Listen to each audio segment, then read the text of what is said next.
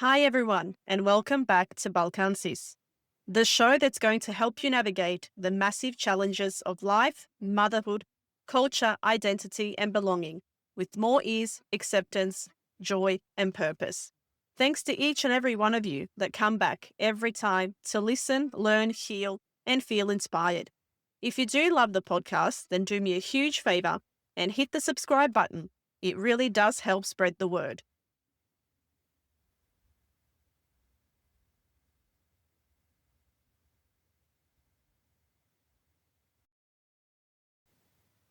Welcome back, my beautiful Balkan sisters. I'm always so excited for another episode, and that just seems to be my slogan that I'm so excited about every single episode that comes out. But this one was just too good not to reshare. I actually recorded this amazing chat. I've told you guys I've had this podcast for almost 4 years. I've been podcasting.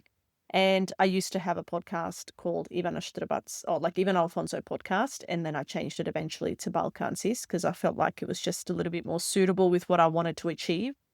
And as you all know through listening to all these previous episodes, between having my son and then my daughter was about a 5.5 year age gap.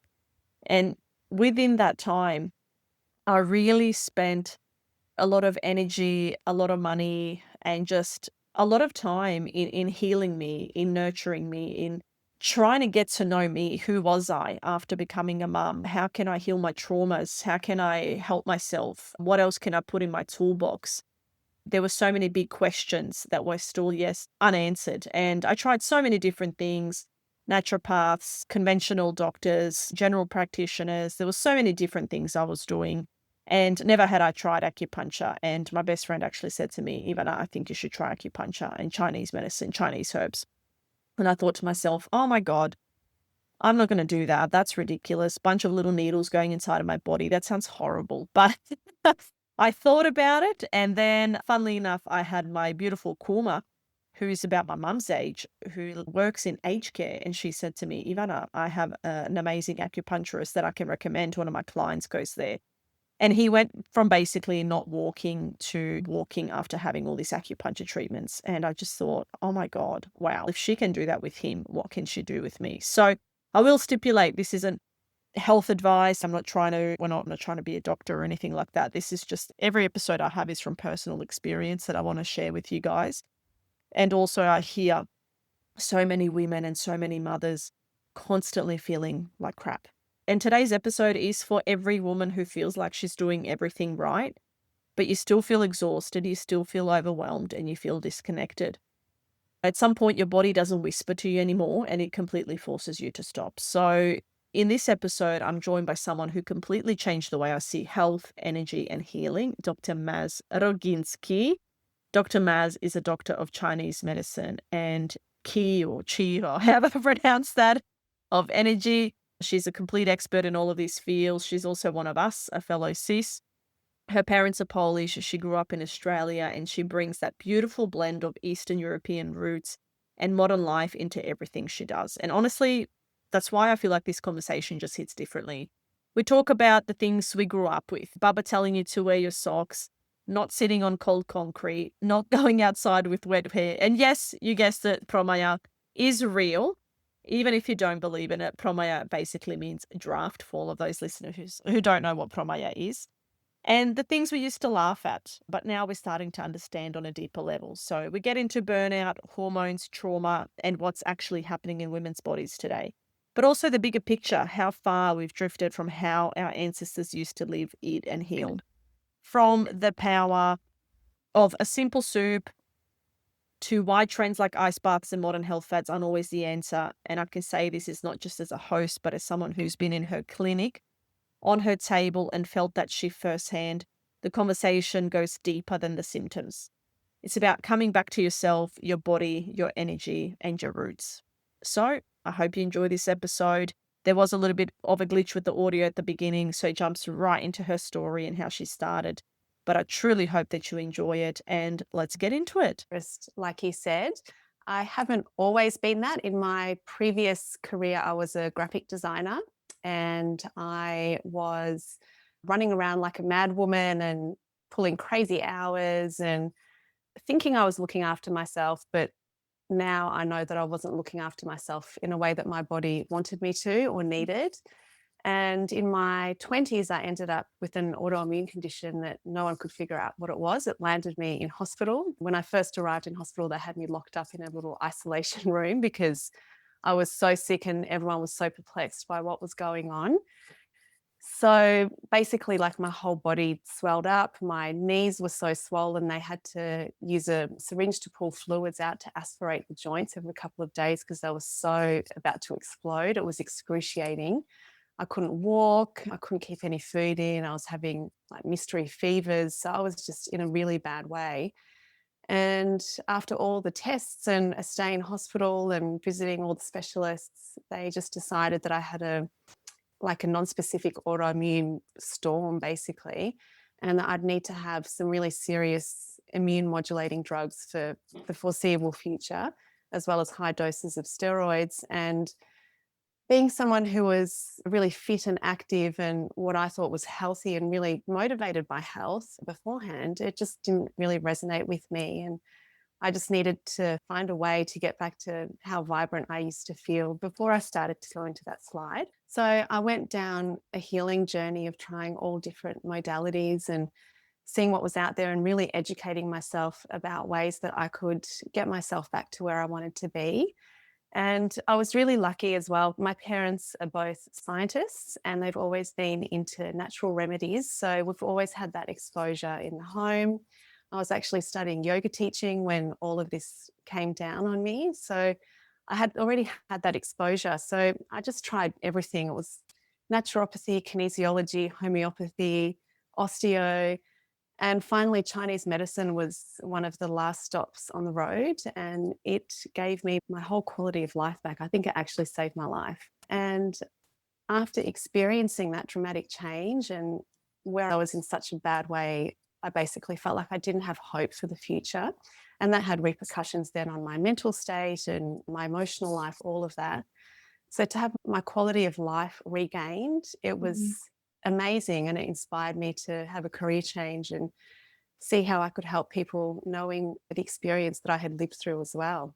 Yeah, Yeah. that's fascinating. Yeah, your Yeah. story.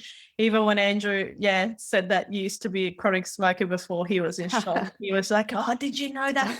Like, you XYZ." And because people assume that because you are this picture of health and you practice what you preach and you really do heal people from the inside out, like people must assume, oh, she's just been doing this for a lifetime. She's been doing this since she was 5, like healing people with needles. So even he was in shock. But generally, what I found is working with people that are in these fields are all people that have been where we were once. So they used to be the patients. And then that's what's given them that hindsight and that knowledge and that information, then to take that on board and share it with others.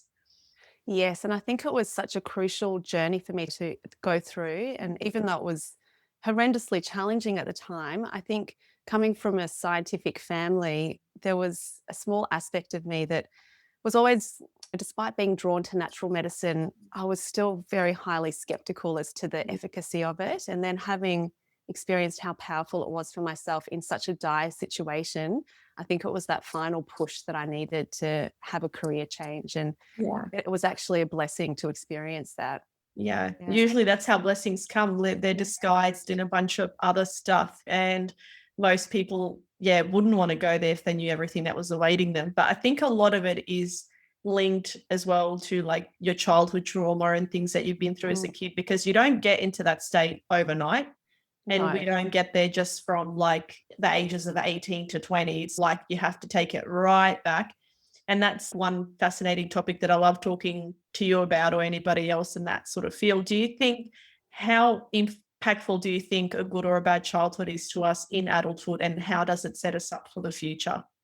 Such an important question because modern neuroscience teaches us that those ages up to about 7 or 8 years old is when our brains are most malleable and we pick up mental habits and thought habits and emotional habits from our immediate environment. It might not even be a good or bad childhood as such, but even the inherent patterns that our caregivers or the people in our environment, perhaps unconsciously, very often unconsciously carry. So it might be that someone say one of our parents is fearful because of experiences they've gone through, or maybe they've got a scarcity mindset, which pushes them to become a workaholic to always then be safe for the future. So if we see that modeled as children, then we internalize that, and then that becomes our operating system for the future, unless we choose to examine it and become aware of that and then retrain ourselves in different ways. And coming back to the effects of trauma, for example, in childhood, there was some fascinating studies done after World War II. I believe it was in the Netherlands, where they looked at the mental well-being and emotional well-being of children who were gestated during that war period.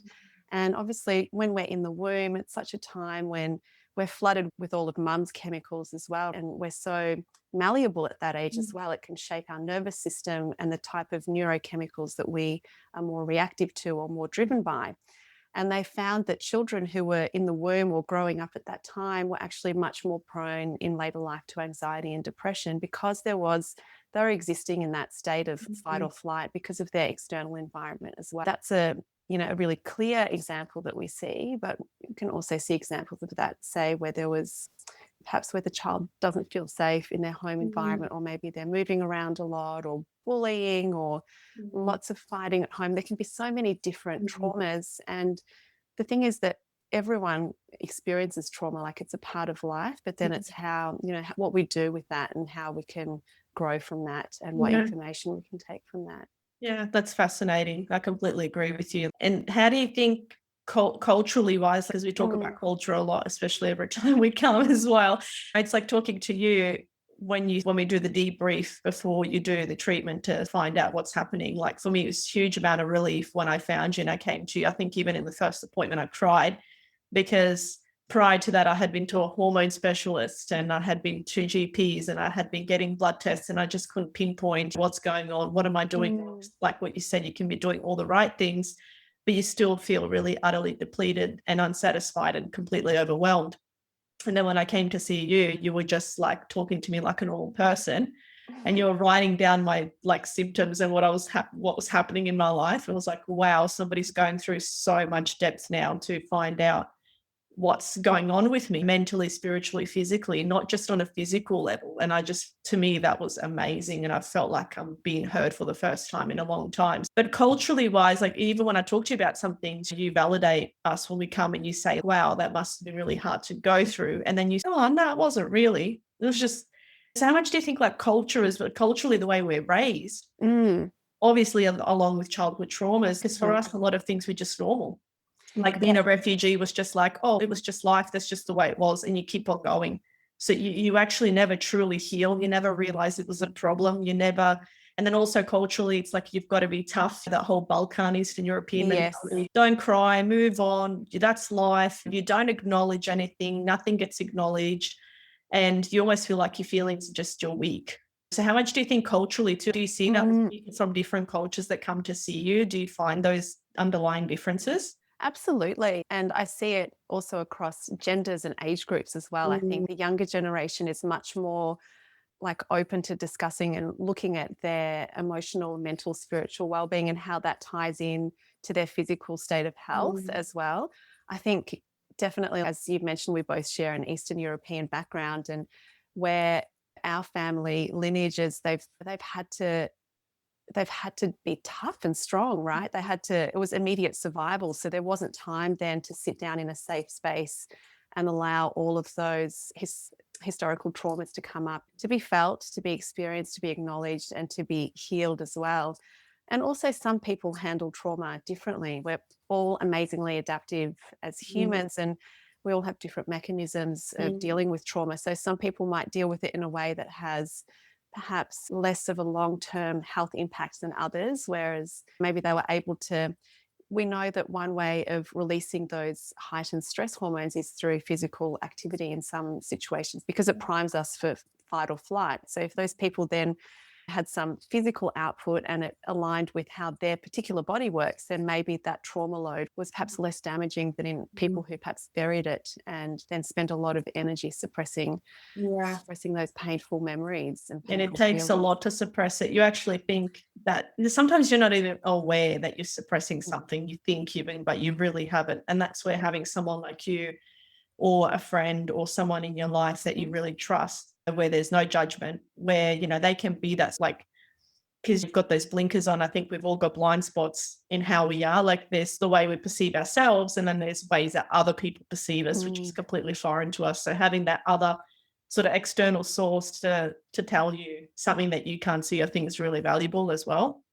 And that's Yeah. what you were saying with what you do, like a lot of women or maybe people coming to your clinic, "Oh, I don't know why I've got such bad skin," or I don't Mm. know. Do you find a lot of people are quite unconscious? I wouldn't say unconscious, probably being word to use, but a little bit oblivious, like they're not linking. Because even for me, I know it sounds silly, but I never realized, oh, I've got a headache, but I never related it to, oh, I haven't slept in 2 years. Like Yeah. I've Yeah. just got a headache. That might be a contributing And it wasn't until I read Louise Hay's book, Heal Your Body, I think it was How to Heal Your Body or How to Heal Your Life or something rather. It was a great book. And at the back, it had a whole index of things that happen to you in your body, like infections or sore throat and whatever, and then what the actual emotion was tied to it. Like, Yep. I know it sounds silly in 2021 that I just discovered this like a year or two ago. Like, I was skeptical. Like, I knew all the information, but believing it is a whole other level. It And I is. think it wasn't Absolutely. until it happened to me, that's when I started on my own journey, like how you did all that Yeah. time ago. So do you still find that's the case now when people come to you? They're very like unaware and out of touch with their body? I think so. And I think because we pile such high expectations on ourselves, often we don't even have the luxury of time, or we aren't even aware that we can make the luxury of time to sit down and be with our feelings. And there is definitely a connection between feelings and physical health as well. Some of the very oldest Chinese textbooks talk about emotions being one of the root causes of all disease in the body. And when we think about it from a biomedical perspective, it makes perfect sense, because if we're running, say, in fear mode and our stress hormones are elevated, then our immune system at the time is running at less than full speed, because the body is putting resources where it perceives that they're most needed. So if it Mhm. perceives that there's a danger to be addressed, it's going to be putting all of its resources into pumping blood and priming the muscles and getting the lungs working. But then it's really going to downgrade the importance of, say, fighting a cold or healing a sprained wrist or something, or regulating hormones. So we can see how our emotional state and chronic emotional states can have a really direct impact on our physical Mhm. health. And to answer your question about whether I see things like that in clinic, absolutely. Like very commonly with like shoulder and back pain, for example, we'll start working on shoulders, for example, where people hold a lot of weight or responsibility or tension, or they're guarding from the world.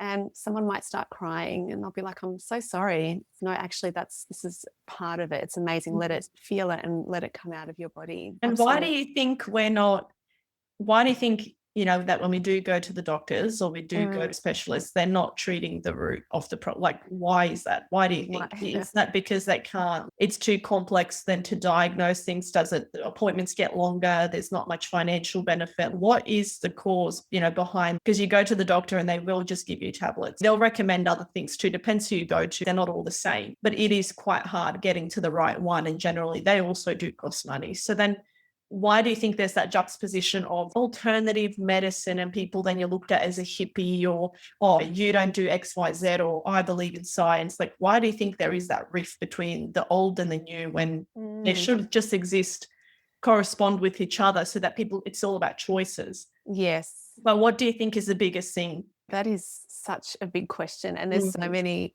different ways I could take Yeah. that in. I think as a society we're used to quick solutions. So very often when we go to a allopathic doctor, a Western medical doctor, it's just about covering up the symptoms. When we think about really the majority of Western medications, they don't ever stop the root from recurring. They just cover up what's there. And then very often it's a case of we need then another medication to manage the side Mhm. effects of the first medication. And it just keeps going and going. There's a great integrative doctor called Dr. Frank Lipman, and he said a quote, and I'll paraphrase it roughly, but he said, when a tree's leaves are turning brown, we don't just paint them green, right? We look at what the Mhm. cause of the problem is. We look at, is their root right? Is there not enough nutrients? And if Mhm. only we treated our bodies in the same way. So I wonder if part of it is, yeah, that motivation for a quick fix and Mhm. our understanding. We have in the past couple of 100 years made such major technological and scientific advancements that we're used to instantaneous everything, right? Like even our internet, we want it faster and faster, even though it's so fast anyway, right? So I think there's that expectation. I think if we want to go down a darker road as well, there was until a couple of 100 years ago that understanding of healing from the root cause in allopathic Western medicine. But there was a report done in the States to try and shut down doctors who were using more natural modes of healing the root cause. So it's called the Flexner Report, and your listeners can look it up. But before then, Western apothecaries, I visited one of the oldest ones in the States when I was there in New Orleans. It was like my herbal dispensary. So doctors were using, yeah, it was amazing. They were actually using things that were tailored to each individual to support their body physiology to come back into a state of balance. Yeah. And if you think about the pharmaceutical industry is, I think, the number 2 industry in the world after warfare. I'm not sure, it might be the other way around. But in any case, it's up there in the top 2. So you think about there's financial motivation for people to be reliant on those symptom masking drugs. I wonder if that plays a part in it as well, and then why it's less accessible to get into people like myself and other holistic or integrative therapists that want to help people heal from the roots, that they don't have to be reliant on anyone. Like ultimately, my goal is to empower patients so that they don't need anything, or maybe just a little tweak here and there if they're starting to come a little bit out of balance. But I love teaching my patients, as from our great discussion, ways that they can nudge themselves back into line, whether it's acupressure points or certain food choices or meditation or even breathing, simple breathing exercises, creating time for themselves to just lie down and do deep abdominal breathing tells the body it's safe. So yes, does that answer? Yeah, it does. And that's the thing too. It's almost like all the answers are already there, but it seems so complicated. And like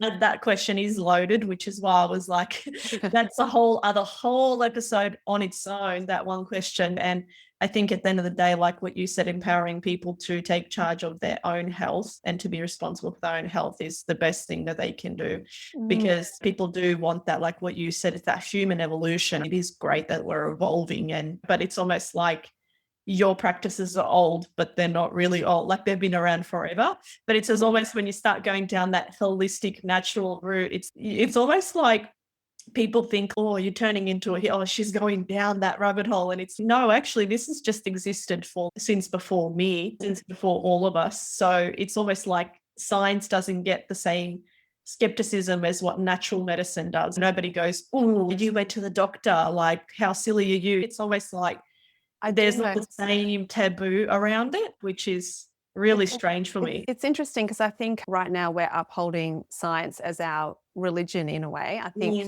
and I think that a lot of what we see is the science is settled, which we're hearing a lot these days, for example, that's actually not science. Like the heart of the scientific method is the spirit of inquiry and curiosity. So it's exploring different ideas and trying out different hypotheses, and never being corralled into a way of thinking that is then this dogmatic way of thinking. So I think there's science and then there's scientism, and which is what we're currently seeing a lot happening.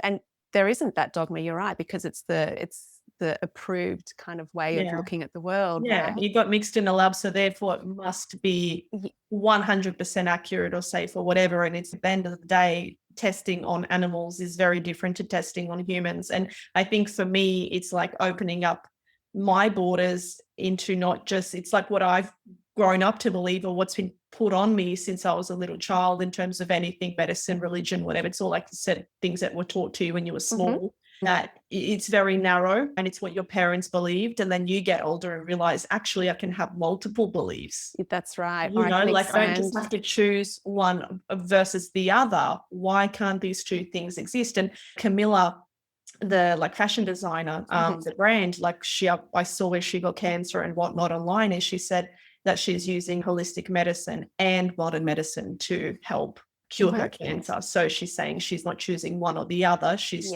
using both. So like I really like that, because she just picked what was working for her and what she believed in. And often it's a belief system. It's not so much that this one wins over that one. It just comes down to what you believe as well as a person, because you either believe in something or you don't.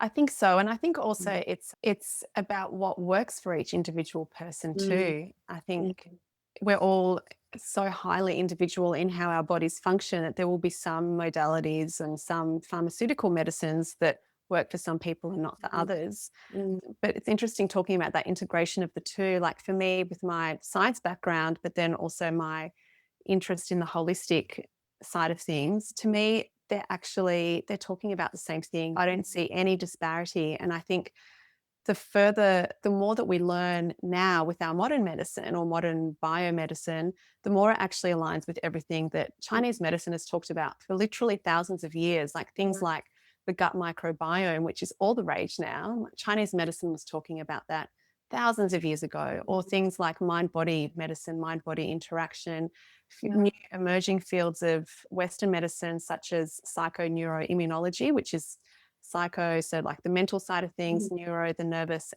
system, brain, and immunology. So how do our thoughts and our mental states affect the modulation of mm, certain immune markers in the body, for example? That's yeah, something that holistic medicine has talked about for eons as well. So yeah, they're actually so aligned, or even now there's a new field of cancer therapy where they're customizing it for the individual person affected by cancer, yeah. and they're having great results with that. Wow. I think so long as we just keep an open mind, which is actually the basis of science and the scientific Mm, method and the scientific approach to life, then actually we can see that the two align. And just to constantly have that spirit of learning and humbleness because we don't know everything. mm, Even a couple of hundred, I think 100 years ago, doctors were telling people to smoke cigarettes for asthma, and they were prescribing heroin for children's coughs, I believe it was, and cocaine for toothaches, and radioactive bathing in wow. radioactive water for all round health. So when you look at what we were from a Western side of things recommending just a short time ago, it's clearly obvious that we haven't actually sorted out everything. And maybe we need to maintain some kind of humbleness in our approach Mm, because we can always learn. There's yeah. always more to explore. I agree. And the only reason why we know where we're at now and that we can move forward is only because we have something to look back on. That's right. So no new information is new information. Actually, it's just recycled Yes. information Yeah. and packaged in a different way. And even you see that with clothing, with fashion. Flare pants come in and out of fashion, but really, like they were worn by my dad and like your family. So the same thing I found with health too. And it's like the more you just focus on what you're doing and how you're doing it versus what everybody else is saying and doing, it's hard not to ignore the collective because it's everywhere. And the collective affects you ultimately. The government body affects you, like with restrictions and with things that are happening. The way you Mhm. do have to be in tune with what's happening, but you also have to find some slice of peace or heaven within what you're doing and stick to your guns and just Absolutely. do what makes you feel good in your body and your mind. So how do you think people can, because it has been such a stressful time and people are like, guess I've noticed all over the world, people are getting to a degree like PTSD from the experiences that have Yes. happened a year ago. Like Yes. just people went into this whole survival mode as a Mm. collective. So how can we prevent burnout? What are some things that we can how do we even detect we're getting there? Because some Mm. people, it's you get that spike of energy, I'm fine. And then you all of a sudden you see, oh, how did I get here? What is like, how do we know that we're getting to that end point? Oh, that is such a good question. And I'm still finessing that for myself because sometimes I'm like, wow, I'm so productive and I'm just so energetic. And then I feel really tired for a good week afterwards Yeah. because I've overstretched myself. I think for me, and I can only speak for me, how it shows up is I think an inability to slow down. There's like that addiction to more adrenaline and more multitasking. So I noticed that when I think I have pushed myself too much, there's almost an aversion to sitting down and resting. I know that I need to Mhm. sit down and meditate or do even half an hour with a heat bag on my belly just to really calm my nervous system and start that process of that feeling of safety in my body. But instead, I'm running around the house doing chores or Flipping pillows. that's right, like watering plants, trimming dead leaves, then like doing some exercise and doing all the busy things and Yeah. just triggering more of that adrenaline for myself. So I'm getting better and better all the time. But that for me is a trigger when I can't sit still. And I notice then when I finally do sit down for that meditation, it's really uncomfortable initially. I feel edgy. And then my brain's, hey, what are we having for dinner? Or, wow, you really shouldn't have said that to that person. And it's almost, I have to surrender to that process of it's going to do its whole little download for a little while. And that's actually part of the winding down. So that's for me how I identify it. And I think I see it quite often in patients when they say to me that they don't feel tired, but they are running around and doing so much. And especially mums, multitasking, working, and then smashing their bodies with cardio. And so they're spending lots of time in that busy mode, but not much of a corresponding time in that downtime mode. So I think also before we even get to that almost burnout state, making sure that we make a habit of forming time for ourselves, forming time for downtime, being open to other forms of movement that aren't so intensive on our nervous system, especially if we already have quite a stressful life. So maybe rather than running, maybe we look at a long walk or a beautiful ocean swim or something slow and rhythmic that's going to calm that nervous system, or maybe a yin yoga class or a stretch session, or even lying down and meditating.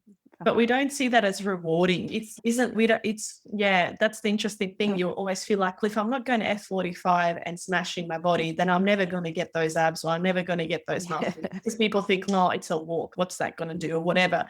And it's not, like you said, until you've hit the mat or you've laid down on the floor that you start to yawn and you're like, wow. Because it's, I don't know why it's so hard to integrate rest as an actual chore itself. Same way that you take the bins out, same way that you make dinner, same way that you put things in your diary. Because when you said to me, oh, so perhaps it's time you block out a day in your diary where like your to-do list gets smaller and then you have nothing, I was like, what do you mean? How do I progress? Like, how do I move forward? How do I reach goals in my business? How do I reach goals in my relationship? Because we're so conditioned to think, I'm in a marriage, I'm in a relationship, so constantly got to work at it, because you think if I just leave something that nothing happens. So same sort of thing we adapt with our health. If I'm not out there running and I'm not out there on the treadmill or out there lifting weights, then, I'm just going to be like fat, or I'm going to be overweight. Or so it's almost like finding that yin and yang, like what you said, that you're not in one state more than the other. You're finding some sort of harmony between the two. Absolutely. It's so necessary, that yin and yang balance. When you were talking about that, I was thinking about how we have daytime for our activities, but then we have a period of nighttime. Like, we're not daytime 24/7, right? In nature, you look at, there's times when plants are growing, but that there's times when the seeds are just sitting below the ground, collecting their energy for the next burst of growth.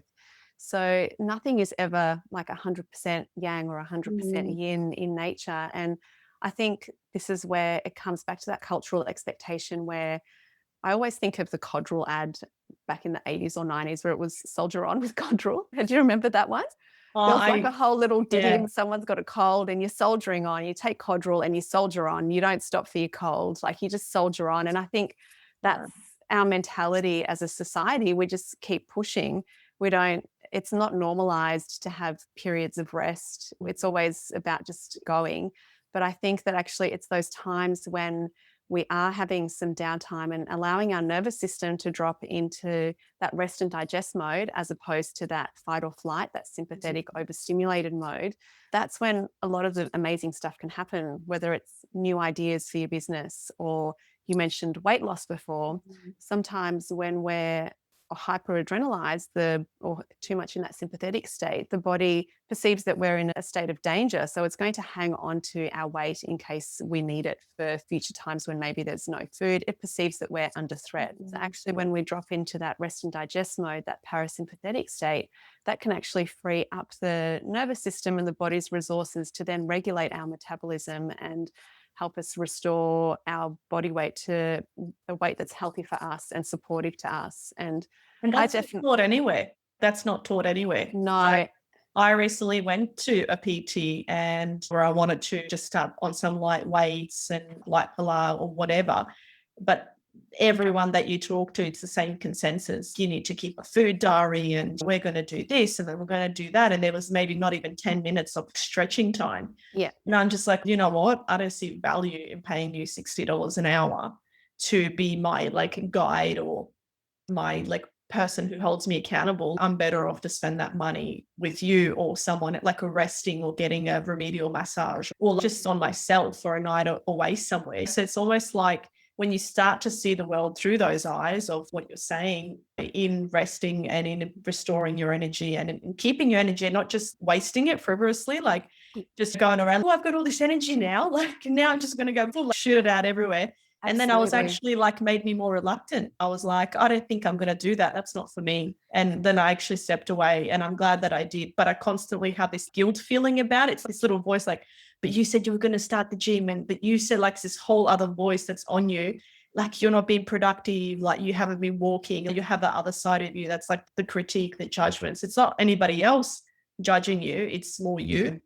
Absolutely. And I think that's so common because it's so ingrained in us. It's a mental habit and it can take some time to retrain the brain to have a new way of thinking and it becomes then less oppressive, that self-judgment. Because when you were talking about that too, like two things came to mind. One is it's such a self-punishing way of thinking about ourselves and our health, right? There's it's like the self-love isn't really prominent there and it's really more about smashing your body to get the results, like beating your poor body into submission when your body does such amazing things, like our body and mind. And you're right also that not many people talk about it's emerging. There is more and more people talking about new ways of thinking about regulating weight and keeping the body healthy and where exercise and cardio fits in with that. But I know for me, it absolutely blew my mind when I was on my recovery journey. Like I was running probably 30 to 40 kilometers a week before I got sick. I was doing yoga at least once a day. I was doing weights. I was an absolute gym junkie, cycling everywhere.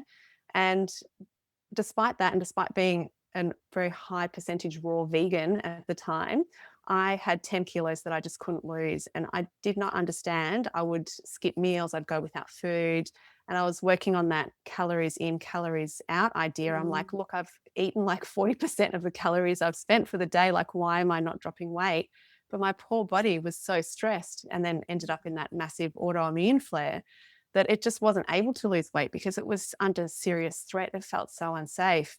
So then when I was in hospital and later when I couldn't walk, I couldn't do any of my exercise stuff. I was so addicted to exercise that I was trying to still get to the gym and ride a bike even when my legs couldn't walk, I right? wish I'm like, I had that problem.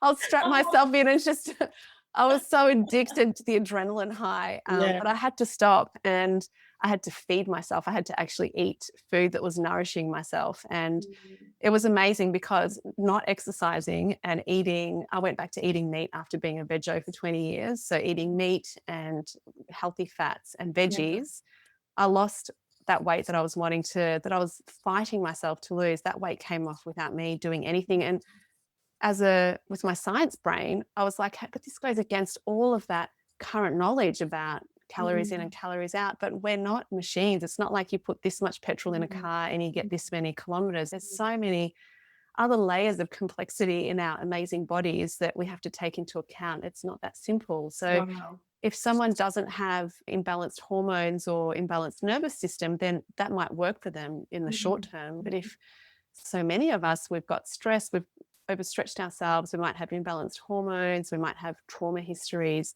That's not Yeah. necessarily going to be the best way forward. So it was a real And you're mind right. bender. Everybody deals with it differently. So, see, like for you, how you were saying you went to that by society that would have been rewarded because you're pretty, you're fit, you're healthy, you're like bicycling to. There's nothing else you could have done different, right? You were Yeah. already doing things so perfectly, but you still felt like in this shit state. And then Yeah. you got someone who might be overweight, who society doesn't reward because they go drive through McDonald's and they punish themselves in a different way. So even for me, seeing all these mummies postpartum, I'd see like a month, 6 weeks postpartum, like completely beautiful body, prettier than she'd ever been. And I'm still there like a little whale, but I'm barely eating Stop. anything. So I'm like, what is wrong with me? What is wrong with me? I was never had weight issues before. What Yes. is wrong with me? But then you can't compare experiences because you don't know what that person's going through. And 9 times out of 10, through talking to these women, as well, they're skinny because their bodies responded in a different way to all the stress they've been going. So they're still doing nightly wake ups. They're barely eating anything. They're going through a very similar experience to me, but their body's responding in a different manner. So I think that thing of like comparison is really draining and really complicated and something that's a whole other topic by itself. But when you said that you started eating meat, that's another thing that really fascinates me, even with veganism and people being vegetarian and things like, and all these choices that we're privileged to make. Like we're privileged to live in a society where we can choose what foods we don't want to eat, because there's people out there who are absolutely starving, who are eating grass for dinner. So to me, that's always fascinating, the level of privilege we all possess in the West as well. And that's a whole other topic too. But with the whole eating meat, that's another thing I want to debunk is people do assume if I do what Wim Hof says, or if I do what Pete Evans says, or if I eat a particular way that's modern and current, or oh, I noticed my friend is looking really great and vibrant. She stopped eating meat. She's gone to a vegan diet. How much of that do you think affects us, like being in that imbalance? Because you're seeing people now more stressed than ever. It's like we're talking about taboo topics more than we've ever talked about them before. Mental health is not as much of a stigma as what it was before. So we've come such a long way in so many sort of topics. But then when you break it down, it's like also toxic, the modern culture. It's like there is so much information, and now anybody can be an influencer. I can be on my wellness journey, and now I can start spreading misinformation, or maybe things, oh, it worked for me, might not work for you. Don't take my word. But you know that 500,000 of your followers are going to take your word. So you do have the power to influence the masses, which a lot of these influencers do. So then you do have someone who might be really unwell, thinking I just need to change the way I eat and then I'll be like her.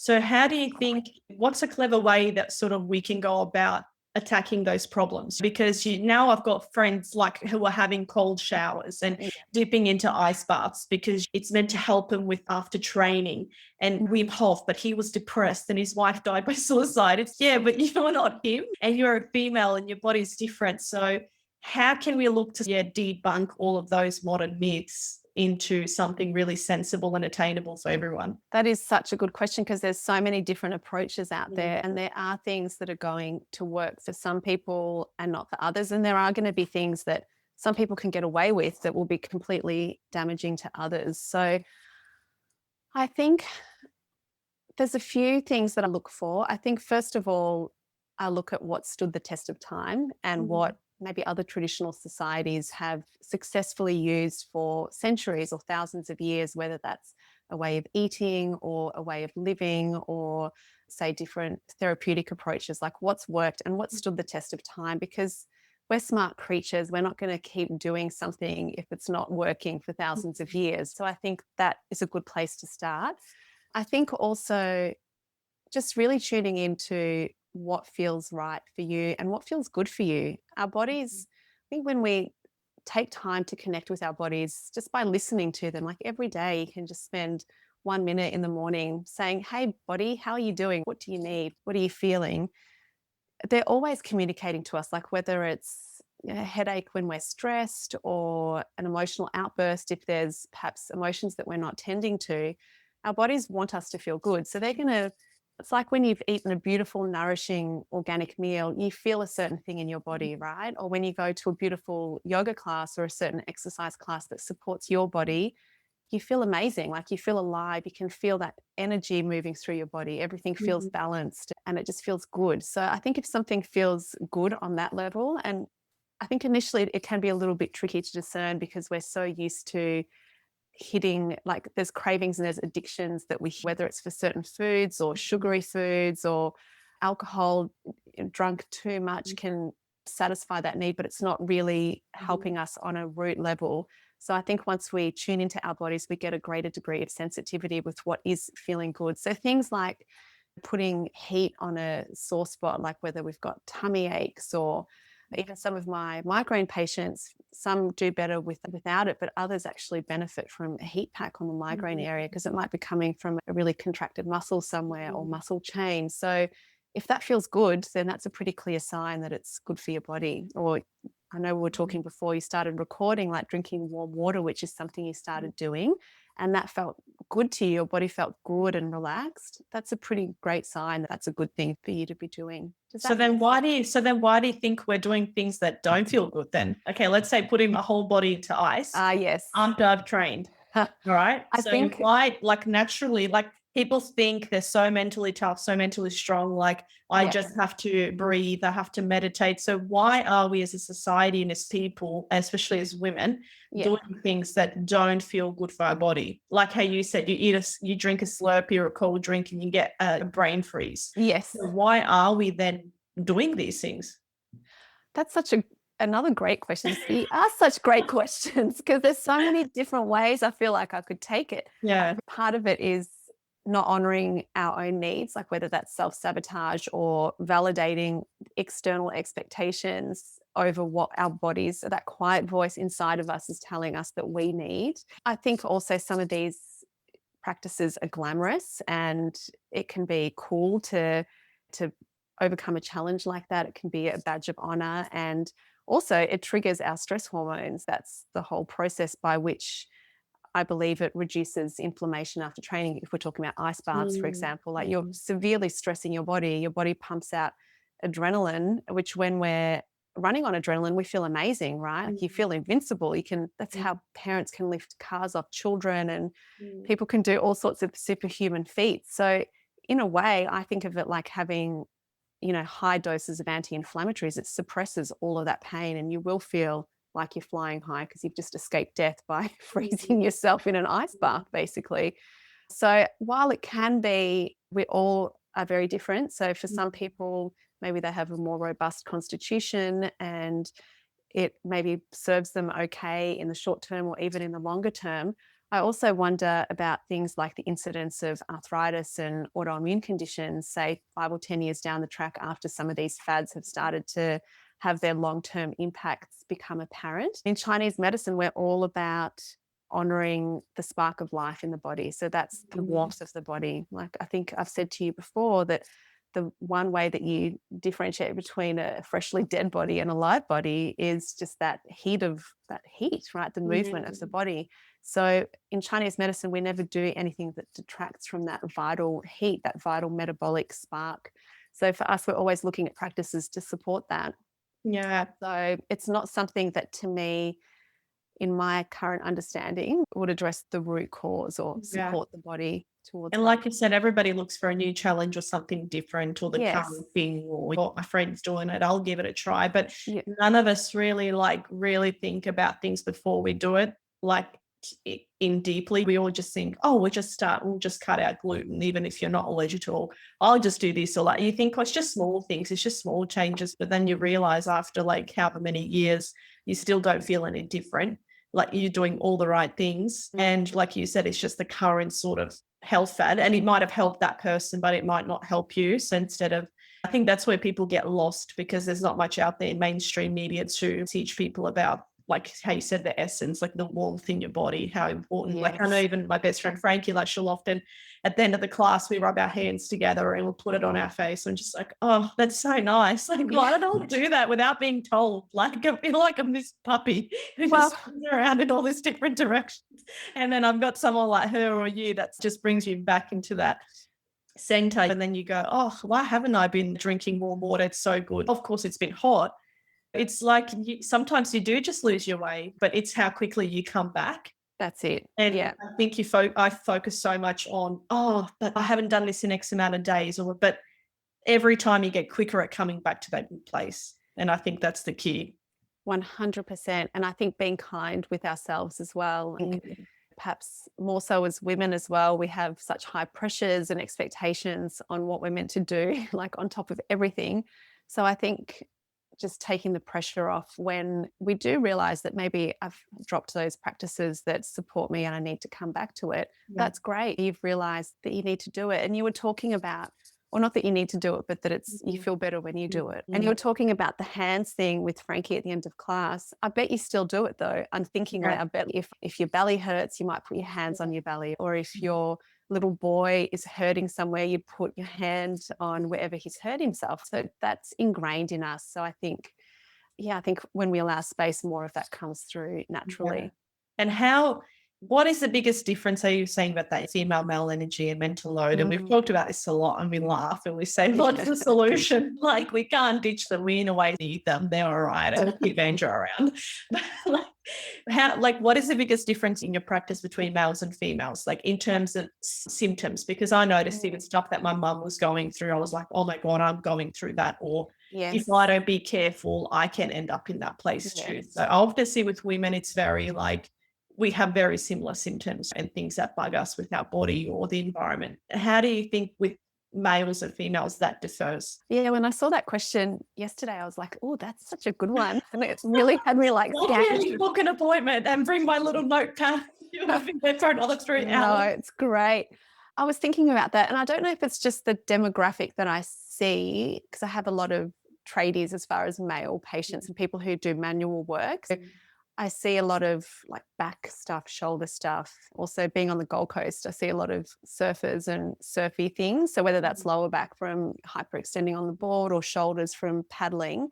So, it seems to be more the musculoskeletal. With women, I think also because many of us do have those monthly fluctuations or weekly, daily fluctuations of hormones, which then, as we know, are connected to things like our immune system and things like autoimmune situations, even like mental, emotional states as well. So I think with women, it's often a bit more layered. So I'll see women more for internal medicine stuff or more things like reproductive things or endo or digestive or autoimmune, like I mentioned before. And I also wonder if that's a cultural thing too, whereas men will wait until they literally can't walk before they call me. Whereas I think as women, we are more tuned in generally to when things aren't right. And we know that statistically looking at doctors' visits, women generally outnumber, way far outnumber men as far as staying on top of their health, even with traditional GPs.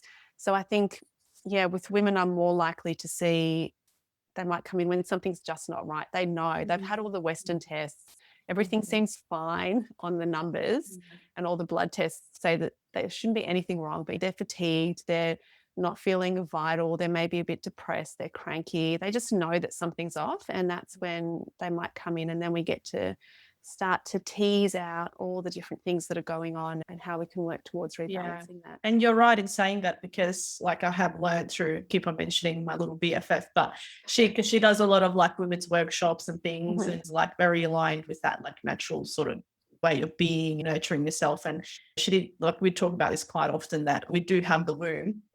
And the womb is like our sixth sense, it's our intuition or whatever you want to call it. Yes, we have that like gut intuition that everybody has, but I think women have that extra level of just knowing something's not right. Like we're connected to a higher source because we Mhm. do have that womb element. So why do you think we are seeing so many cases of endo and PCOS? And like, Mm. why are we seeing so many cases of that? Is it just because obviously now we have social media, we are all connected, and it seems like things are out there more? Has this always been apparent even in traditional medicine, like Chinese medicine back in the day? Is it that we're treating the symptoms differently? Is it environmental factors? What do you think it is? Is it because women are trying to fit into this stressful world, like this men's world, and we're not letting our nervous systems rest? What do you think it is? Yes, I think it's again, I think it's all those things. I Mm. think, yes, I think it's the definitely it's greater awareness now. So we are becoming more aware. Endometriosis wasn't even talked about 20 years ago, 30 years ago. And now there's through the works of organizations like Quendo, for example, we're having so much more awareness brought to how much of an impact it has on women's lives. Like 1 in 10 women can experience endo symptoms and just how much that impacts how people live their lives. So I think there is greater awareness, which is part of it. I also think it's a physical, mental, and spiritual level of answer to that question. Physically, it can be things like that expectation on ourselves, that constantly flogging ourselves to achieve. And I think as women, especially, we get to go out into the workforce now with feminism, we get to go out into the world, but then we're also meant to be looking after the family and the home and ourselves, and then being the perfect wife and daughter and mother and friend and supportive and organizing everything. So it's almost like we've got 3 full-time jobs instead of one, like most guys that go off to work. That's changing. And a lot of men, like my beautiful husband, does a lot at home. But that's traditionally been the way, and it is changing. But I think we still have quite a way to go. I think also on a purely physical level, there's a lot of things that can be hormone disruptors. So things like the chemicals in the skin products that we use, or the detergent, or the fabric wash, or whatever, even cleaning products at home, all of those things can be absorbed by our body, and they can affect our clearance of hormones, Yeah. which can then affect how our reproductive systems feel and the symptoms that we get there. And the foods that we eat as well, there's so much. I think a big factor is the predominance of soy products in packaged foods, and it's hiding under so many names. There'll be vegetable oil in something, and in most cases it's soy. And someone did a survey of the prevalence of soy in most packaged foods, and they found that in one form or another it's there in about 70% of packaged foods, and that includes health foods as well. And we know that soy can be an endocrine or hormone disruptor. So when you think something like that is so prevalent, we can see how hormone imbalances might arise, even our high sugar diets, which affect our insulin levels, which then have a knock-on effect to our hormones. Certainly, stress can impact our hormone levels. When we're stressed, we're stealing one of the building blocks for progesterone, which is one of our critical hormones for healthy hormone balance. So that's all on that physical aspect, and mental as well, with stress levels. And I think also on the spiritual, energetic level, I wonder if we live in a masculine society where the feminine way of being, I think it's emerging a little bit like in value, but I think traditionally it's been undervalued. Like we do have access to feminine intuition and this deep knowledge. And Albert Einstein, who's one of the most amazing thinkers out there, he thought that intelligence was just a servant to intuition. He thought intuition was the highest form of intelligence, right? I think we haven't honored the value of that because we have access to this deep knowledge. And I think when that's thwarted, when that isn't given expression or the honor it deserves, then we can start to perhaps see imbalances in our bodies as well. So I think there's that cultural level as well.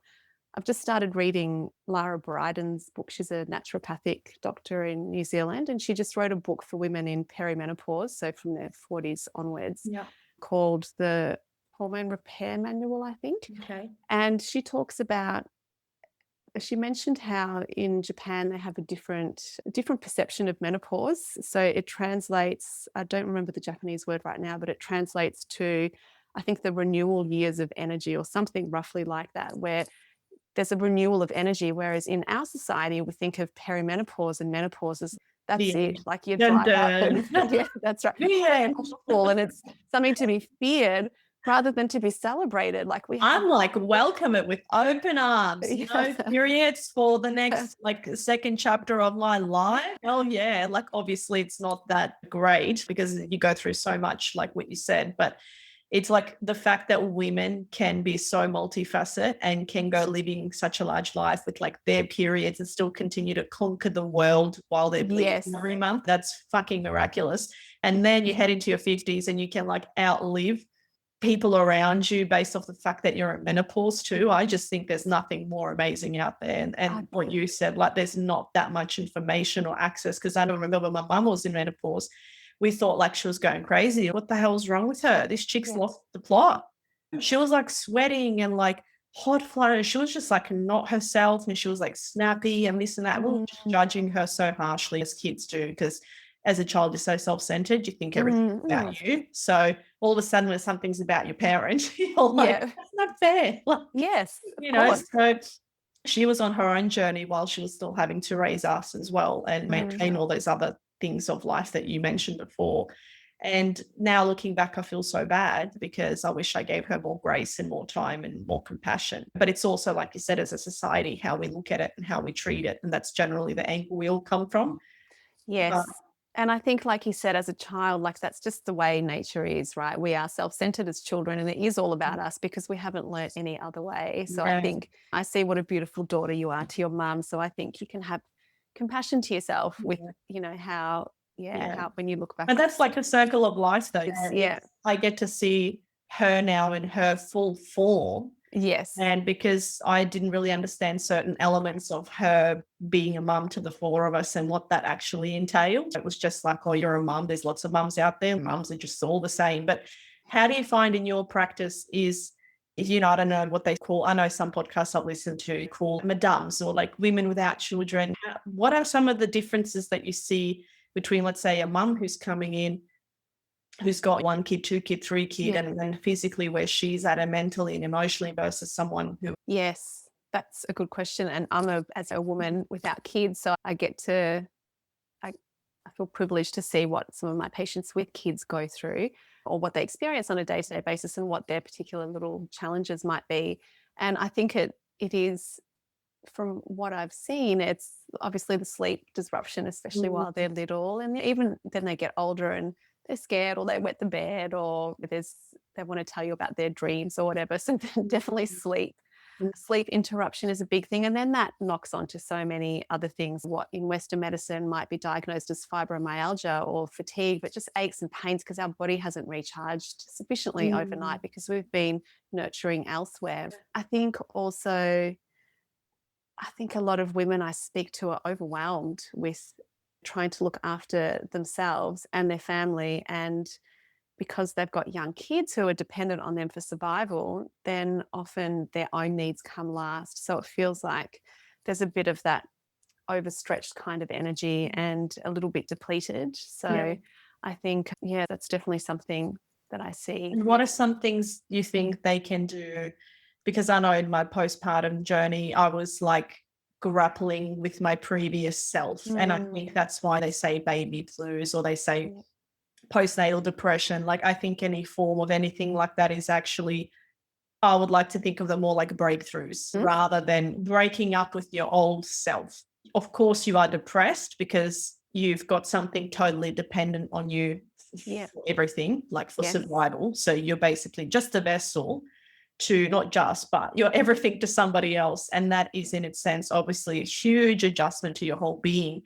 And there's so much stigma around it and not much support in that whole postpartum stage, which I think is Mm, really sad, actually. I think every woman should be worshipped, whether she has a child or not, but especially if she has like young ones, because that's when you need support the most.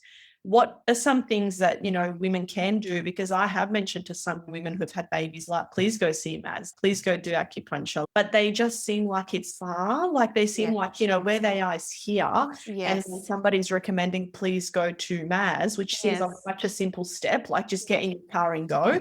But to Yes. this person and the state they're in, it is emotionally such a far reach. So, what are some things that they can tangibly do at Mm. home with themselves to give some space back?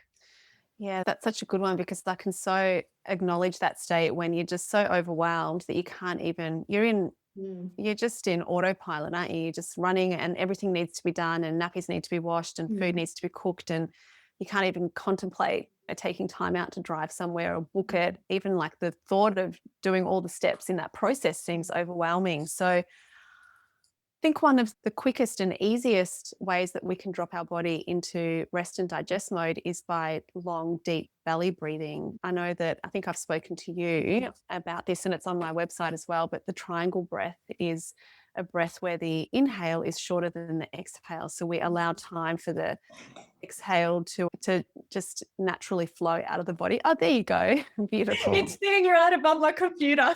Oh, I love it. What a handy spot. What a handy, yes. So I think, as you could probably attest, I think even just a few minutes of lying down, if Bubs is asleep finally or occupied doing something, just leave all the stuff that needs to be done, all the cleaning, and just take a few minutes for yourself. Lie down on the floor, put your hands on your lower belly, just feel yourself supported, completely supported by the floor, by Mother Earth and just allowing yourself to just sink and breathe for a second, allowing your nervous system to calm down. You can do that multiple times during the day. And each time that we do that, it's a signal of safety to the body that you can come back to yourself and you can just let a little load off. And the more that we do it, the more we train our brain to start operating in a way that's less in that fight or flight responsive mode or reactive mode and more in a restorative, generative, creative Mhm. way going forward. And then we might find ourselves in a situation where we can even start to think creatively or think beyond our little immediate thing that we're dealing with. Of maybe I do actually need help, or maybe I do need to Mm, call up my friend and go have that cup of tea, or maybe I will take help from my family member who's been offering it. Like I don't have to do it all myself, and it's mm, okay. Like mhm. we don't need to do it all ourselves if we have someone offering to help Yeah. us. And Mm, it is hard, really hard. I remember when you were like, "What do you need?" Talk to yes. yourself. What do you need more of? What do you? I was like, "I just need an extra day. I just wish Yeah. an extra day."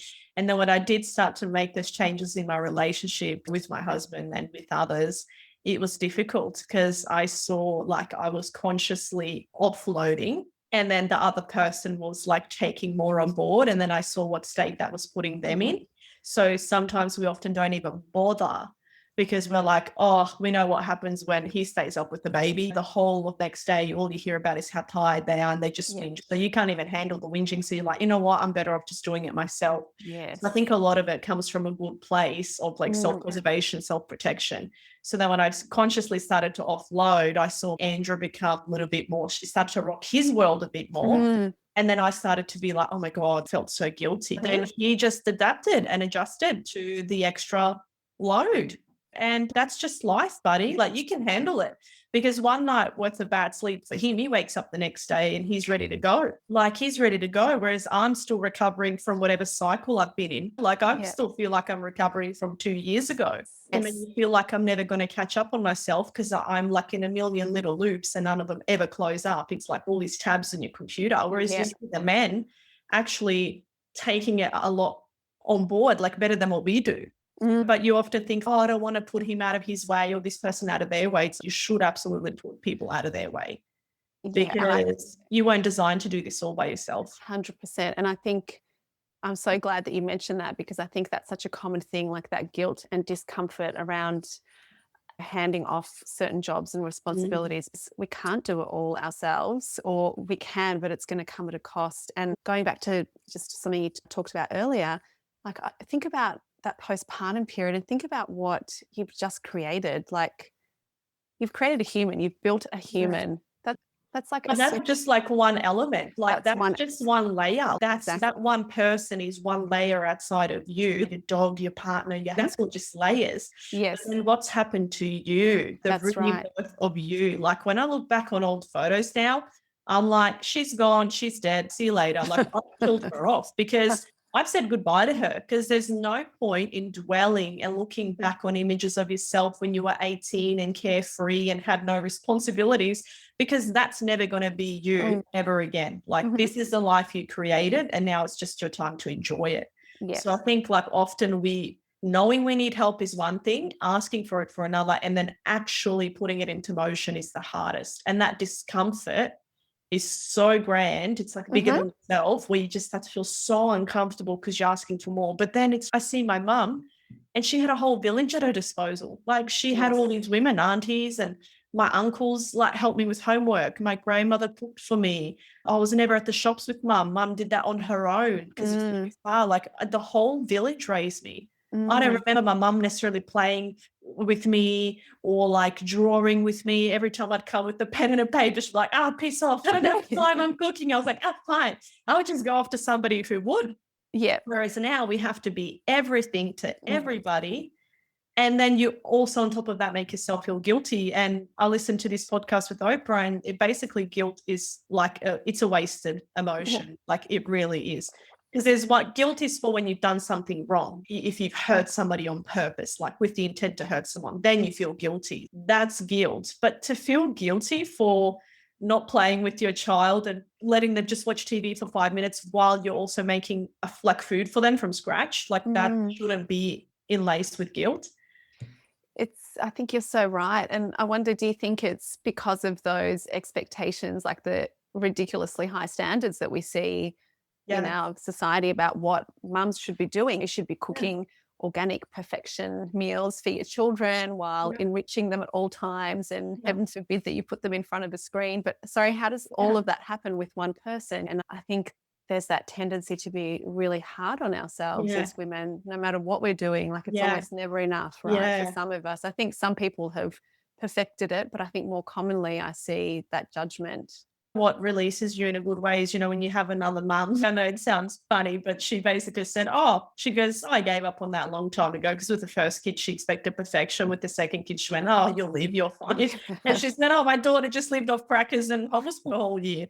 And that was because she soon realized that everything she was making and all the effort she was putting in and all this expectation and all this pressure into all these meals and to just being perfect, her kids were like throwing it on the floor. They were giving it to the dog's licking the bowl. And you're just like, wow, I've just spent 3 hours. That's like an hour of that I could have maybe stretched my body, or I could have meditated with the children. So then you start to see how valuable your time is. And then you've got another woman telling you that who's 2, 3 kids in deep. Oh, why are you even worried? That's so funny to me How that you're worried liberating. about that. I'm just sitting there, wow, you've now just given me permission to be sweet. I'm fine now.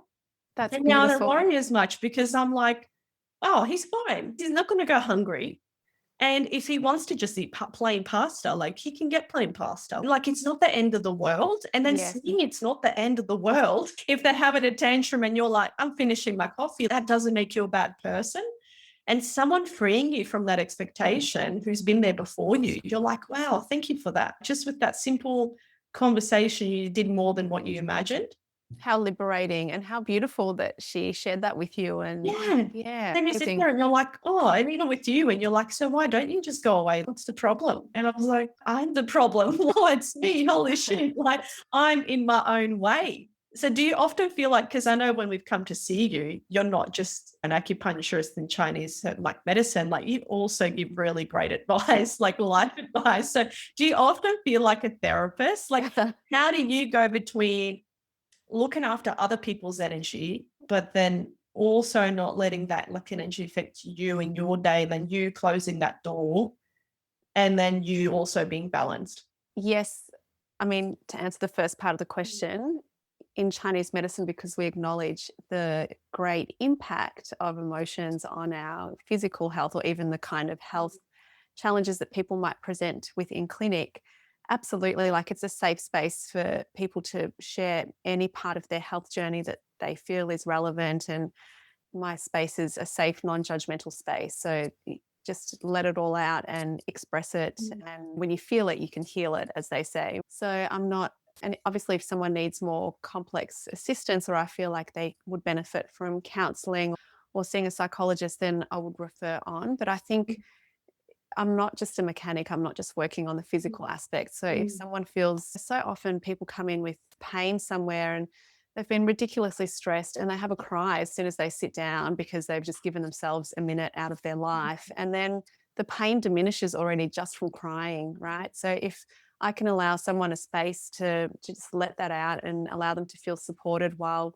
feeling their feelings so that they can be processed, then that's, I think, a big part of the job as well. And as for the second part of the question, how do I look after myself? That's been an ongoing journey. I think when I first started out, I just wanted to see so many people and I still deeply want to help everyone, but I think I took it much more personally as a fledgling practitioner. And over time, and actually not over time, very quickly, because it was very draining, I had to learn to step away from that. Sorry. Um, you're right.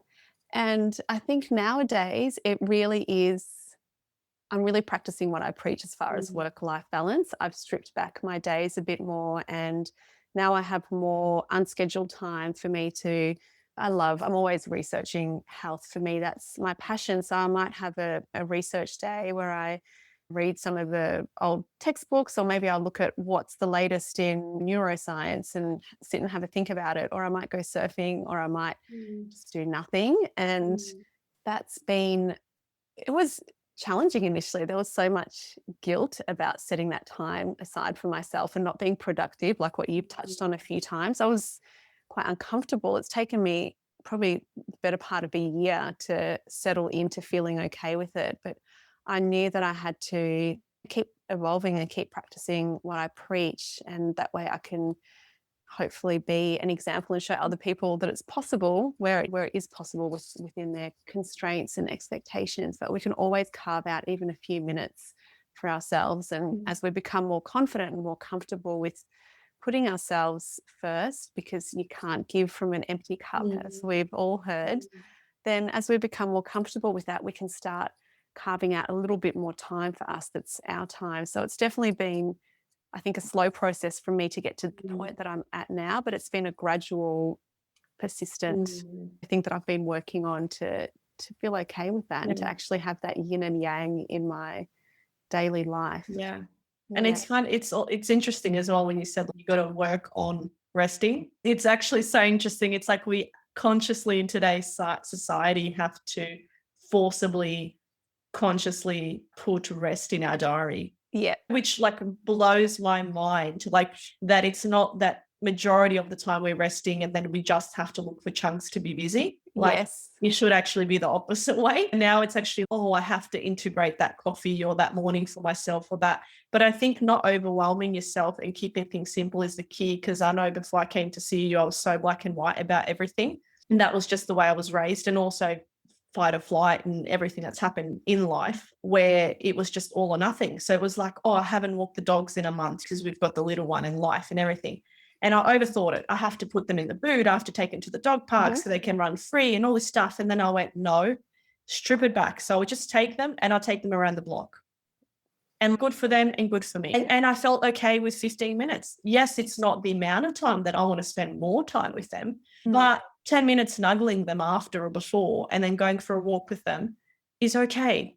And if I manage to do that throughout the week more than once, then I'm already winning. But it was just that sense of, oh, I have to go every day and I have to take him to off-lead areas and I have to XYZ, even with Vito. I just notice my patterns and I overcomplicate things. Then when they become overcomplicated, I crash and then no one gets nothing. Yeah. And then I still feel guilty at the end of it. So like you said, just having 1 or 2 minutes, or I do your meditation every day. It's only 10 minutes? And that's it. That's all I can manage right now. Yeah. And instead of being hard on myself that I can't do 30 in the morning and 30 at night like other people, I'm happy just to do 10 because 10 is better than nothing. Beautiful. Exactly. It's interesting you say that because even with the dogs, like they do feel our energy. Yeah. And I know since I started seeing you, like I started to become calmer and just more rational. And I remember when you asked me, I had been seeing you a few times, you said, how are you feeling? And I said, oh, okay. And you're like, oh, is everything okay? And I went, yeah, things are like not great, but they're not bad either. I don't really know. And you went, that's good. And I was like, is it? It feels strange. Like it was like I entered this whole new world where people are like just like normal. And I was like, is this how other people function? Because I had been so used to being like in this hyper-driven state where that's where all my creativity would also come from. When I was like hyper creative and hyper everything, that's where all of like my magic would come from. Yes. But it's sustainable. So I Yes. was like shortening my lifespan, if that makes sense. Yes. It was a great way to be when you needed to be creative. But then it was like once I switched that off or started dimming the candle down, I was like, oh, well, it's okay. I don't have to create every day. I don't have to do this every day. And then not seeing the world so black and white made such a big difference. 100%. And it made you feel more calmer and more, oh, I can actually now live for the next 50 years. I'll be okay. Whereas even like what you said, you didn't see your like life before you. Like you didn't see that you could live for another 50 or 60 years being in the state you were in. Like, how am I going to move forward? Yes, absolutely. And I think just to give a plug to someone else who's on Insta, I think we've maybe talked about the holistic psychologist, Nicole O'Hara, and she just released a new book, which is coming out, I think, called How to Do the Work. And I think she's such a beautiful, accessible way. A lot of my patients love her stuff. And she talks about it's someone who's had a lot of unhealed trauma in their past, or maybe trauma that they've just suppressed, then feeling that kind of beige, vanilla, unstimulated kind of thing is actually, which is healthy for our nervous systems to a degree. I'm not talking about clinical depression or apathy or anything, but if someone's had a trauma history, then they're used to feeling excitedly adrenalized to the point of like their body's about to freak out. So then they will subconsciously seek out relationships, situations, or create situations by overcommitting to things or setting ridiculous deadlines or starting things too late so then they have to run on adrenaline to finish it. That feels normal to them. So then when they create a situation where they're not running off adrenaline like that, it's going to feel a bit bland initially, and that can feel really uncomfortable and unfamiliar, but that's actually where the healing is. It's in that somewhat vanilla state, and then we can start to embrace that. And once we become comfortable with that, then we can find more and more and bliss and joy and peace, and be okay with peace as well. But it's like you said, it's funny that we need to practice that. We need to I was amazed, like when you were telling me about acupuncture and what the aim is and the intention and what it does, and to flip that switch and to calm down your nervous system. I was like, oh yeah, okay, cool. I'm excited. I just can't wait to get started. But then I didn't realize how quickly it would happen, like how quickly it would actually change, because it was coming once a week and then eventually once a month. And even now I feel total like I remember when I was coming to you after even 2 months and you were like, I said, "Oh, PMS and symptoms." I'm like, "Yeah, like things are still there, but they're not so intense anymore." Like Mm. even now, like we didn't come over Christmas and sort of New Year period and everything, but I felt like I'm okay to manage things now on my Yes. own. Like I'm okay to capitalize on things that I've learned. And like you feel like you need that healing less because Yep. you've evolved with it and you've got the tools now in your tool belt to help you cope with things a lot better. And you're more Yes. conscious of things you're consuming, how you're consuming them, and you're quicker to come back to that happy place. So for me, I just recommend it to everyone. Obviously, not a shopping center acupuncturist, obviously, it's got to be very different experience versus Mm. coming to you like an independent person because you're not just working on the body, like you're working on the whole on the whole person, all the layers. So Yep. there's so much more I want to talk to you about. Like I could go on for hours.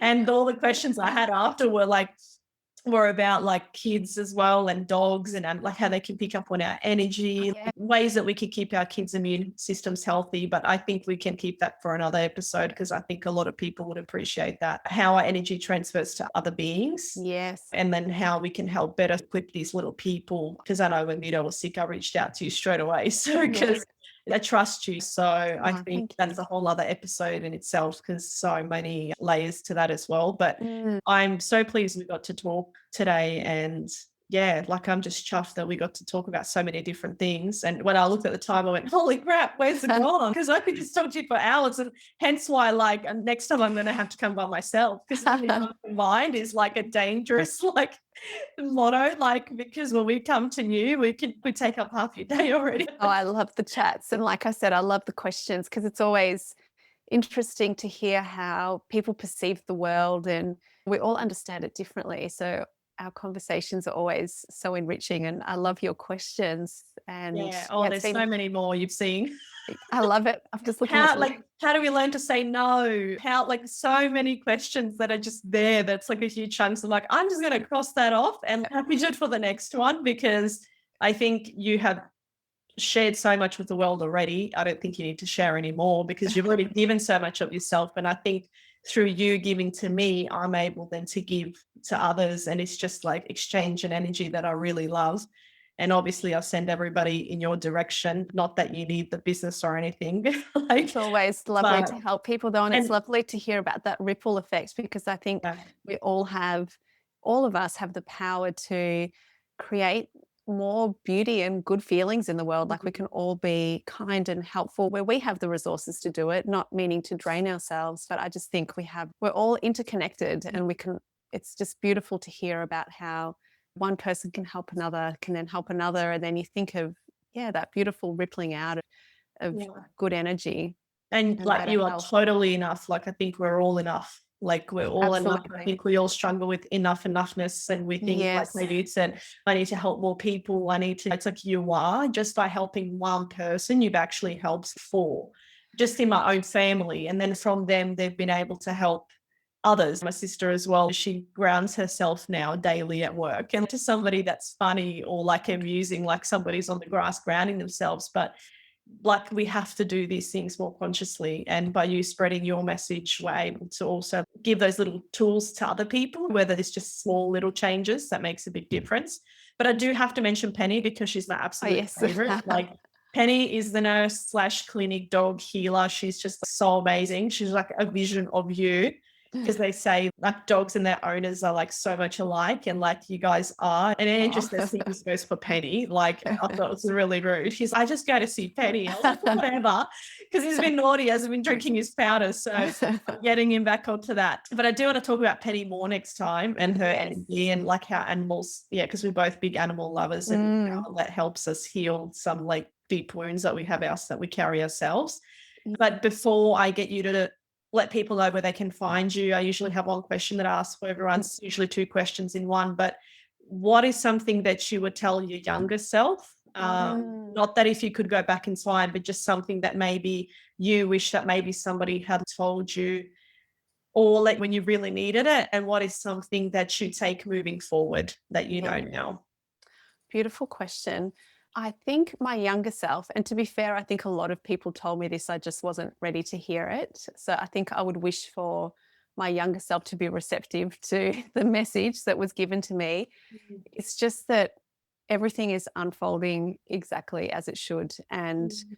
you can take the foot off the gas a little bit. There's only so much that you can learn or do at any one point, and it's all coming. So just trust. So just to trust and know that everything's unfolding in the right direction. That would have been nice to be able to absorb that and action it Mm. as a younger person. And do you mean advice that I go by now for myself, or? Yeah, like something that you're gonna take recently that you've learned, like, moving forward. Yes. I've been thinking a lot about love and fear recently, and I think fear in light of what's going on in the world and all of the stuff that we hear in the media, and just it feels like there's a lot of fear out there. And I was thinking about the effects of fear on the body and then how beautiful love feels when we feel it, or love or joy. So my practice is for myself going forward, if I find myself getting hooked into fear, is just to take a minute and come back to that love feeling, not to dismiss fear, to actually Mhm. sit with it and feel it and heal it and give it a moment to move through me and let go. But then to come back to connecting to that love that is always there. It's around us, it's in us. I think that's my practice going forward for the Yeah. Oh, I love that. I future. love that. I think that's completely what you embody as a Mm. person. That's what radiates through you, like when you open your door to us. So I Oh, think thank if you. you're ever not sure if you're practicing that or you're sharing that, like you totally are, like you embodies like just grace and like you're loving and you're caring and you're kind, then I think, yeah, like pulling yourself back into line is the best thing we can do for ourselves, like just bringing us back to center. So thank you for sharing everything with us today. And I'm sure whoever's listening is really going to benefit from it. I don't see how they couldn't, because I think there's been so much wisdom that's been shared today. And yeah, I can't wait to see you again in person. And yeah, I was like, I want to see you now just because I want to see you, not necessarily because I need it. Don't get me wrong, I still need an hour, pins and needles that put all through me and beautiful heat lamps and all of that. But it's like I'm learning more and more now those like things that shared with me and mum while we were there. Mum's still washing the windows, so she still has a while. We're Still have chopping a bit to down do. one appointment at a time because this is 60 years in the making. Yes, We're that's 33 right. years in the making. Like you said, we've all got our own unfolding. Yep. So it's, yeah, have to bring her in for an appointment, that's for sure. But I always love seeing you both. It's always an absolute pleasure to work with people that is, because it's a joint journey. Like it's mm, working together. It's not me doing something to someone. It's how mm. much someone engages and opens and unfolds and does the work and does the self-love and self-care. So it's always such a pleasure to see you both. Yeah. So Well, I think that anybody can really benefit just to be open to any new experience. And for people who haven't tried acupuncture, who haven't tried Chinese medicine, like just do it. Just open yourself up to the experience because you're not going to regret trying something new. If people are jumping in bloody ice baths, which that's is right. freaking terrifying and hard, and I would never do that because I'm always cold anyway. Like I'm cold all the time before I PMS. I'm so cold. So I think as females was just so cold all the time. Anyway, why would I want to be even more cooler That's than that? right. Yeah. Just I love everything we've talked about, and let people know where they can find you if they want to connect Yeah. with you. So I've got my website, Balanced Acupuncture. So balanced with a D, acupuncture.com.au. I've also did a short series of podcasts which answered some of the really common questions that I get in clinic. So people can access that via the podcast button on my webpage, or I'm also on Spotify and Apple Podcasts under Balanced Natural Health with Dr. Maz. So there's just a short series of podcast episodes there. I am on Facebook. I think Balanced Burley. It's been a while. I've really dropped my social media this year. I It's think probably a good thing. I posted on Insta in August because it was International Dog Day. So I did an ode to Penny, the clinic dog, and that's the last time I posted, which is terrible. But Balanced Acupuncture is me on Instagram. So I still answer my messages through there or Facebook or just via my website. So yeah, I'd love So, to hear from people. And if any people have any questions or would like to know about how Chinese medicine might be helpful for them, then I'm always happy to chat as well. perfect. And they can even call you, right? And they can, like, if they're not in the state or they're not nearby where they can visit you, like you can post, like you can do an assessment over the phone and then Yes. post home. So I can do that, but legally only Mm. with patients that I've worked with in Yeah. the past. Yeah. So if someone's out of state for a while, Yes. then we can do a telehealth consult. Yeah. I think because Awesome. Chinese medicine is such a tactile medicine as well, like we obviously take the pulse and Mm. sometimes we'll do abdominal diagnosis. We look at the tongue as well. You just really need to be in the room with Touching the someone at the person. initial Yeah. time. Yeah, but I'm always happy to refer people as well. I've got so many wonderful colleagues and amazing practitioners all across Australia and the world. So That's yeah, there's awesome. many of That's us out awesome. there. Yeah, because I've got heaps of friends who are like in different states, and yeah, if you Yeah. can help refer them onwards to the right people, Yes. it's like anything, shopping to the right person for your health is the most important thing that anybody can do. So I really hope that everybody invests in their health and mental and physical and spiritual because Mm. it all goes together. So thank you for being here today and Thank you sharing for your having wisdom. me. And I'm sure we'll see each other soon again. And there'll be another episode coming out of all the unleft questions that I didn't get a chance to ask. Otherwise, we'll be here for 3 hours. So, I but look I hope forward you to it. enjoyed the rest of your day, and we'll be in touch definitely. Beautiful. Thanks so much for having me on. It was a real pleasure. You're welcome, Dr. Maz. Okay, thanks. Bye. Bye. So that was the episode.